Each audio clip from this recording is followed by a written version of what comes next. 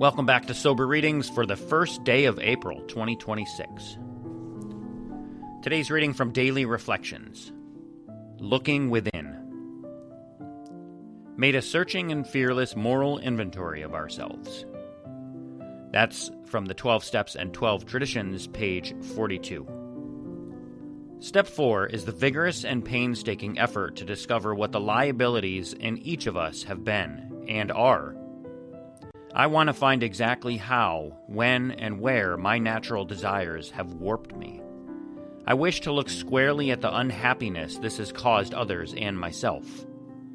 By discovering what my emotional deformities are, I can move toward their correction.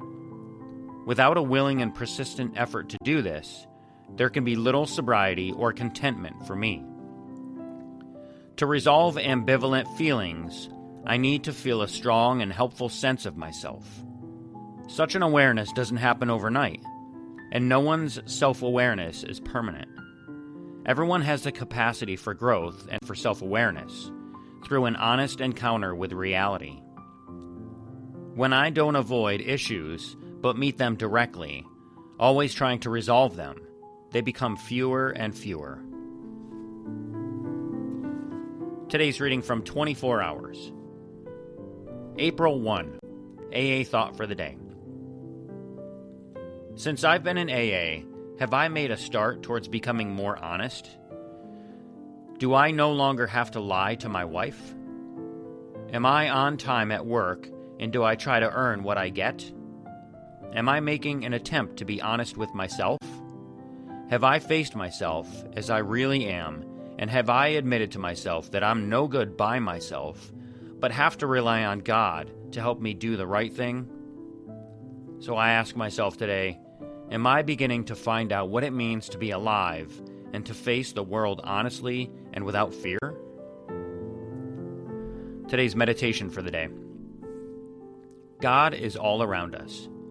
His Spirit pervades the universe, and yet we often do not let His Spirit in.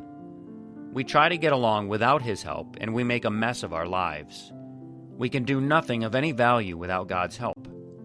All our human relationships depend on this. When we let God's Spirit rule our lives, we learn how to get along with our fellow men and how to help them. Today's prayer for the day. I pray that I may let God run my life. I pray that I will never again make a mess of my life through trying to run it myself. And for today's final reading, since today is the first day of April, we're going to go to the grapevine for this month, April 2026. And this reading is titled, Fishing for Truth. Since I was the only person in my family who loved to fish, none of them could show me how to do it. I learned by trial and error, starting with a 12-foot bamboo pole, using earthworms I had dug up for bait, and talking to old men hanging out at the bait shop where I went to buy lures, grubs, and minnows.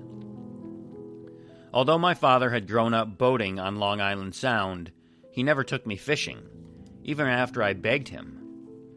I didn't know what a resentment was at age 5, but I stayed bitter and angry at him all my life for depriving me of that traditional father and son experience so often boasted about by my friends. After 50 years of catch-and-release fishing for fun, I passed on my vintage rods and reels and my beaten-up tackle box stuffed with hooks and lures to my teenage nephew, who was just beginning his fishing career. Around that time, my mother gave me a box of my father's belongings after he had recently died. I took the box home, and as I was grazing through the faded black and white photographs, I found one that showed me and my father sitting in a rowboat, fishing rods in hand. I don't know who took that picture, but I could tell I was no older than 7 years old when it was taken. I was shocked. All my life, I had held a grudge against my father for something I believed he had never done and which I had never discussed with him. I learned an invaluable lesson. The truth we believe is not always the truth of what really happened. Perception matters. So today, when I write my annual grudge list, I first stop and ask myself if I know something happened, or if I just believe something happened. How easy it is to accidentally distort the past. If I'm going to start looking at my feelings and my part in my resentments to remove them, I need to first ensure they aren't a figment of my imagination. That was written by Alex M. in Louisville, Kentucky. So that's the end of today's readings, but before I close, I'd like to go back to Daily Reflections. There's a line in this reading that really stuck out to me. When I don't avoid issues but meet them directly, always trying to resolve them, they become fewer and fewer. And that line stuck out to me because I've been avoiding issues my entire life.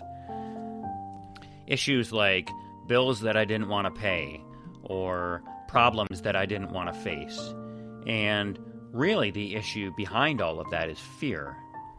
And I never really wanted to talk about fear or face my fears or accept the fact that I even had fear at all.